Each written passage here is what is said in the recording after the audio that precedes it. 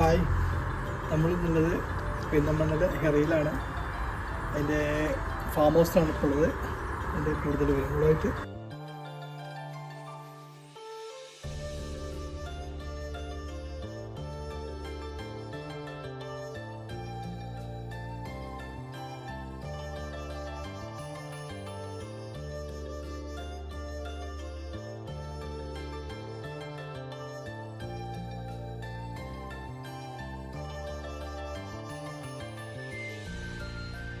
Farm ഹൗസിൻ്റെ ഏറ്റവും പ്രത്യേകത ഈ ടാങ്ക് കണ്ടത് ഇത് നമ്മളൊരു തണൽമാരാണ് കറക്റ്റ് ശരിക്കും.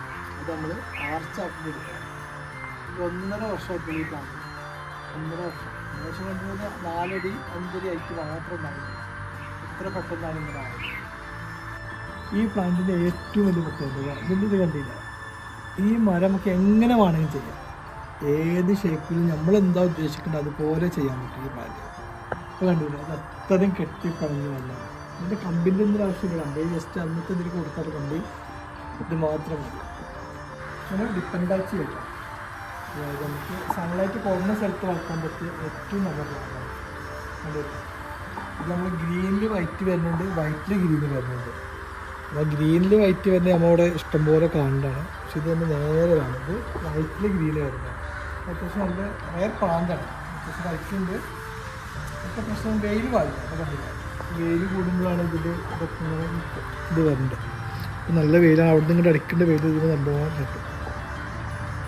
അപ്പം നമ്മൾ ചെയ്തിട്ടുണ്ട് ബ്രാവലാണ്, ഫുള്ള് ബ്രാവലാണ്.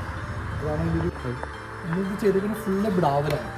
ചിലത് ബ്രാവ് പറയും, ചിലത് ചാടി പറയും, ചില അണ്ടാവ് പറയും. ഇതിപ്പോൾ എല്ലാവരും യൂസ് ചെയ്യുന്ന സാധനമാണ്. നമ്മൾ കസ്റ്റമൈസ് ചെയ്ത് അതുപോലെ ഇത് ഞങ്ങൾ ഗോൾഡി ആയിട്ടാണ്, 20 ഗോൾഡിയാണ്. ഇത് പ്രത്യേകത പ്ലാസ്റ്റിക് പോലെ ഭയങ്കര പൈസയും കഴിക്കാറ് ചെറിയ കറിക്കാണ് ഞാൻ കഴിക്കുന്നത്. നല്ല വഴിയുണ്ടാവും. ഇതൊരു ഗോൾഡി ടൈപ്പാണ്. അതാണ് 20 ഗോൾഡി. നമുക്ക് സ്ട്രൈറ്റായിട്ട് വരുന്ന പാലാണ്. ഈ വെയിലുള്ളടത്തേക്ക് അതിൻ്റെ ലീഫൊക്കെ അങ്ങോട്ട് പോകും. അതാണ് ഇങ്ങനെ. അടുത്ത പ്ലാന്റ് ഇത് ഫിലോഡോണ്ടൻ ഡ്രാഗൺ പ്ലാന്റ് ഉണ്ടാകും. വലിയ ലീഫായിരിക്കും. ഇതിപ്പോൾ ഇവിടെ ഫ്ലവർ ചെയ്തിട്ടുണ്ട്. ഇത് ഫ്ലവർ ചെയ്ത് കാണുന്നത് വളരെ ചുരുക്കമാണ്. അപ്പോൾ ഫ്ലവർ നല്ല ഭംഗിയൊന്നും ഉണ്ടാവില്ല. ഫ്ലവറിന് ഡാമേജ് അയച്ച ലീഫാണ്.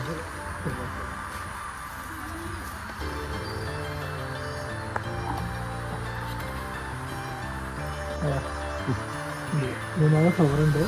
ഫ്ലവർ കാണാൻ നല്ല ഭംഗിയാണ്. നമ്മളെ ആന്തൂര്യത്തിൻ്റെ ഒരു ഷേപ്പാണ്.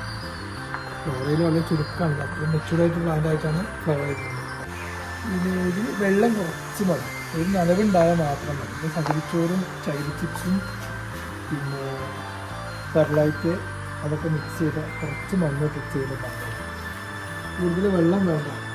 വെയിലും പാടില്ല. വെയിൽ എപ്പോഴും ഇതൊക്കെ വെയിലടിച്ചിട്ട് നമ്മൾ ബോർഡർ പ്ലാന്റ് എടുത്തത്. ബോർഡർ പ്ലാന്റ് നല്ല ഫ്ലവർ ആയിട്ട് പോകും. ഇതിന് ചെറുതായിട്ട് മുന്നുണ്ട്. നല്ല വെയിൽ ഭംഗിയാണ് കാണാൻ. നിറച്ചും ഫ്ലവർ. ഇപ്പോൾ അടുത്ത ഡിസംബർ ലാസ്റ്റ് ആകുമ്പോൾ നിറച്ചും ഫ്ലവർ കട്ട് ചെയ്ത് കഴിഞ്ഞിട്ട് പിന്നെ തിക്കായി വരും. നമ്മൾ ഗോൾഡൻ ബാമ്പു കണ്ടില്ല.